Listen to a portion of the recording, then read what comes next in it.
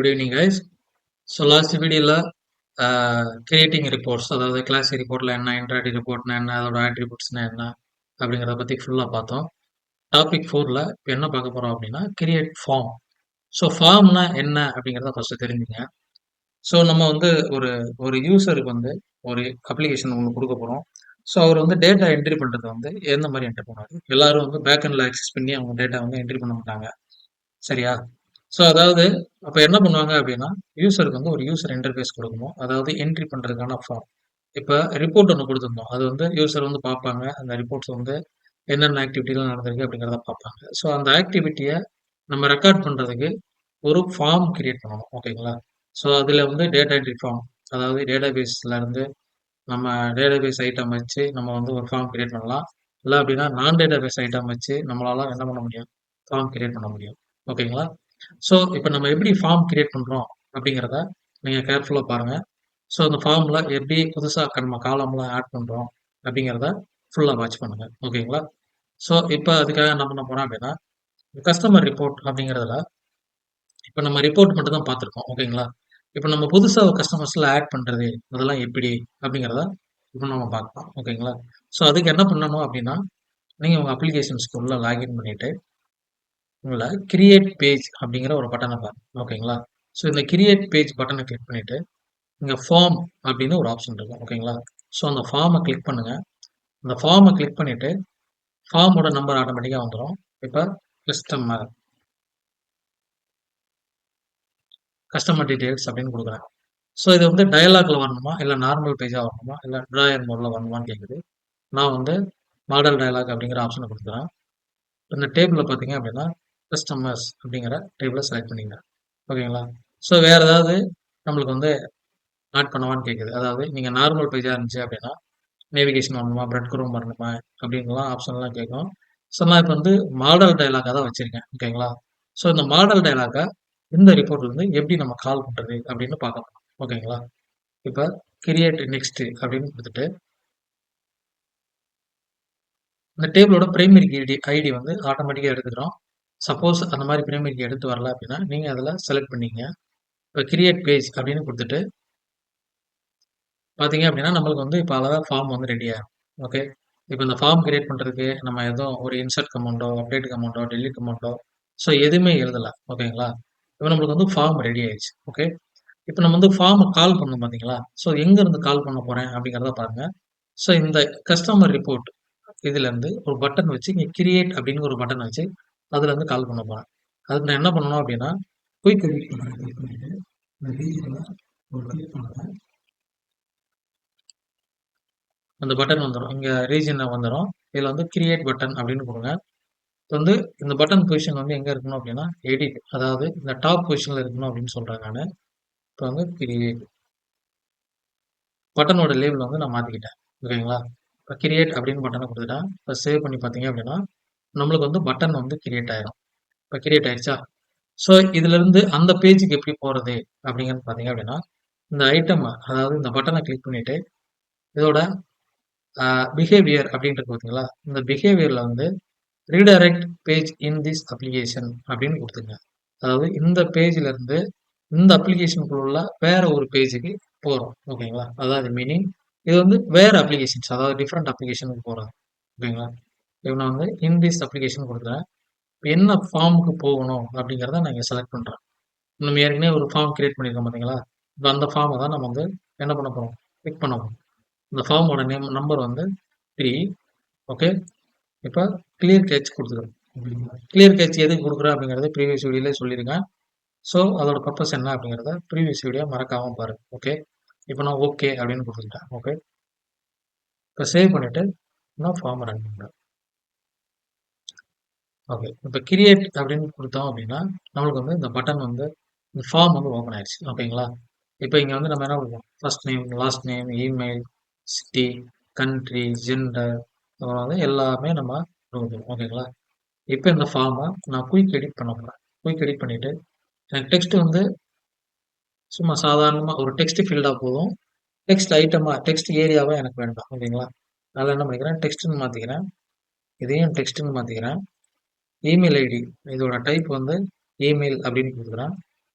இப்போ சிட்டி அப்படிங்கிறத வந்து டெக்ஸ்ட் ஃபீல்டாக வச்சுக்கிறேன். இப்போ கண்ட்ரி அப்படிங்கிறதையும் நம்ம வந்து ஃப்ரீ டெக்ஸ்ட்டாக வச்சுக்கிறேன். சப்போஸ் எல்ஓவி கொடுக்கணும் அப்படின்னா கொடுத்துக்கலாம். அது ஜெண்டர் அப்படிங்கிறது வந்து நான் ஒரு செலக்ட் லிஸ்ட்டில் கொடுக்குறேன். செலக்ட் லிஸ்ட்னா இப்போ மேல், ஃபீமேல், டிரான்ஸ்ஜெண்டர், அதர்ஸ் அந்த மாதிரிலாம் கொடுப்பாங்க. அதை மாதிரி இப்போ கொடுக்குறேன். ஓகே, மேல் அப்படின்னு கொடுக்குறேன். ஃபீமேல்,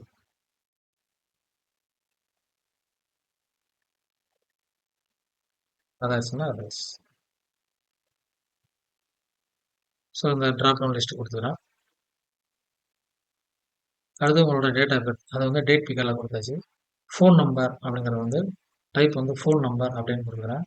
உங்களோட போஸ்டல் கோடு 6 டிஜிட் இல்லை இருந்தால் போதும் அப்படின்னா உங்களோட மேக்ஸிமம் லென்த்து வந்து ஒரு 6 டிஜிட் அப்படின்னு கொடுத்துக்கிறேன். ஓகே, இப்போ கொடுத்தாச்சு. வேறு எதுவுமே நம்ம பண்ணலை. ஓகேங்களா? இப்போ நான் வந்து பேஜை வந்து நான் ரீஃப்ரெஷ் பண்ணுறேன். ஒரு புது கஸ்டமர் ஆட் பண்ண போகிறேன்.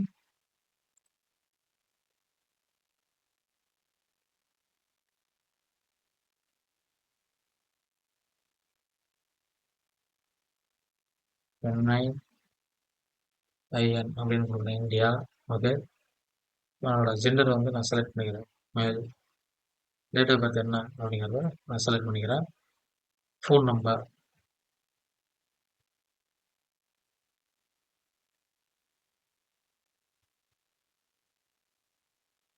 போஸ்டில் கூட கொடுத்துருக்கேன். ஓகேங்களா? கொடுத்துட்டு நான் என்ன பண்ணுறேன், இப்போ கிரியேட் அப்படின்னு கொடுக்குறேன்.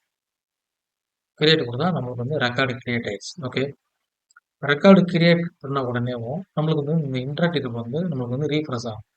பார்த்தீங்கன்னா பழைய 20 லைன் ஐட்டம் மட்டும் தான் இருக்குது. இப்போ அடிஷ்னலாக இப்போ சர்ச்னு கொடுத்தீங்க அப்படின்னா 21 லைன் ஐட்டம் வரும். ஓகேங்களா? ஸோ நம்மளோட ரெக்கார்டு இங்கே லாஸ்ட்டாக வந்துச்சு. ஓகே, இப்போ இதே மாதிரி உங்களோட ரெக்கார்டு வந்து ஆட்டோமேட்டிக்காக எப்படி வரணும் அப்படின்னு பார்த்தீங்க அப்படின்னா, ஸோ இங்கே பாருங்கள், இங்கே ஆல்ரெடி க்ளோஸ் டயலாக் ஆப்ஷன் இருக்கும். இந்த பேஜ் க்ளோஸ் ஆகும்போது நம்மளுக்கு இந்த இன்டராக்டிவ் ரீஜன் வந்து ரீஃப்ரெஷ் ஆகும். ஓகேங்களா? அது எப்படி கொடுக்குறதுன்னு பாருங்கள்.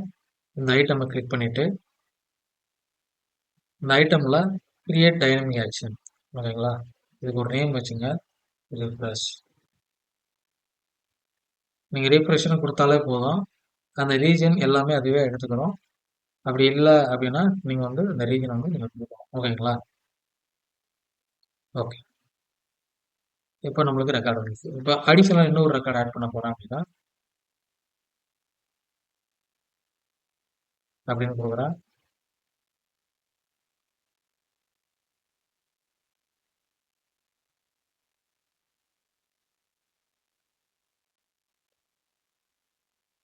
டேட்டா பேக் என்னன்னு செலக்ட் பண்ணிக்கிறேன். Phone number, email, post.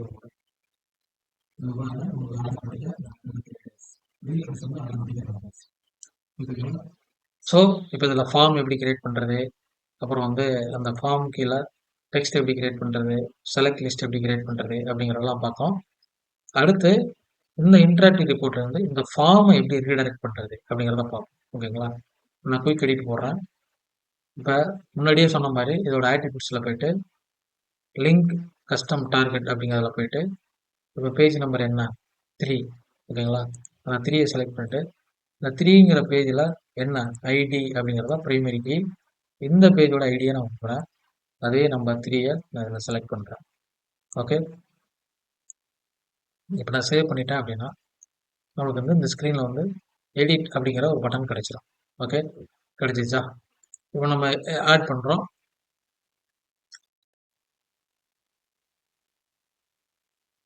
So நம்ம டீட்டெயில் அப்டேட் பண்ணுறோம். ஆட்டோமேட்டிக்காக இன்னும் ரீஃப்ரெஷ் ஆகும். ஓகேங்களா? ஸோ அப்போ இதுக்கு ஒரு ரீஃப்ரெஷ் ஆகும். இந்த ரீஃப்ரெஷ் பார்த்தீங்க அப்படின்னா இந்த இன்டராக்டிவ் ரிப்போர்ட் இருக்கு பார்த்தீங்களா? இந்த இன்டராக்டிவ் ரிப்போர்ட்டுக்கு கிரியேட் டைனமிக் ஆக்ஷன் கொடுத்துட்டு இது வந்து ரீஃப்ரெஷ்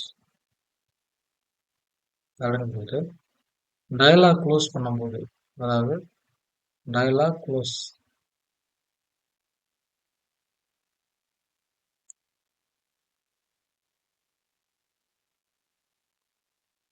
டயலாக் க்ளோஸ் பண்ணும்போது ரீஃப்ரெஷ் ஆகணும். என்னது இந்த ரீஜியன் அப்படின்னு செலக்ட் பண்ணுறேன். இப்போ பாருங்கள், நான் ஓப்பன் பண்ணுறேன். ஸோ இதில் ரெக்கார்டு இருக்குது. இப்போ நான் அந்த ரெக்கார்டை போய் நான் என்ன பண்ணுறேன், ரிமூவ் பண்ணுறேன். ரிமூவ் பண்ணிட்டு என்ன பண்ணுறேன், சேவ் பண்ணுறேன். பாருங்க ஆட்டோமேட்டிக்கா பேக்ரவுண்ட்ல உள்ள உங்களோட ரிப்போர்ட் வந்து ரீஃப்ரெஷ் ஆகும். ஓகே. ஸோ இதில் வந்து பார்த்தீங்க அப்படின்னா ஒரு ஃபார்ம் எப்படி கிரியேட் பண்ணுறது, அந்த ஃபார்மை வந்து ஒரு இன்டராக்டிவ் ரிப்போர்ட் பேஜில் வந்து எப்படி கால் பண்ணுறது, இன்டராக்டிவ் ரிப்போர்ட்லேருந்து எப்படி இந்த பேஜை கால் பண்ணுறது, அந்த பேஜுக்கு எப்படி பேராமீட்டர் செட் பண்ணுறது, அப்புறம் இந்த ஃபார்ம் எப்படி டிசைன் பண்ணுறது, அப்புறம் அந்த ஃபார்மில் செலக்ட் லிஸ்ட் எப்படி வைக்கிறது அப்படிங்கிறதெல்லாம் பார்த்தோம். நீங்களும் உங்களோட ஃபார்மை கிரியேட் பண்ணுங்கள். அடுத்த வீடியோவில் இந்த ஃபார்ம் பார்த்தீங்கன்னா ஒரு டீட்டெயிலான ரிவ்யூ பார்க்கணும். என்னன்னா ஃபார்மில் எப்படி ஒரு வேலிடேஷன் கொடுக்குறது, ஒரு டைனமிக் எப்படி கொடுக்குறது, டூப்ளிகேஷன் எப்படி செக் பண்ணுறது அப்படிங்கிறத அடுத்த வீடியோஸில் பார்க்கலாம். தேங்க்யூ.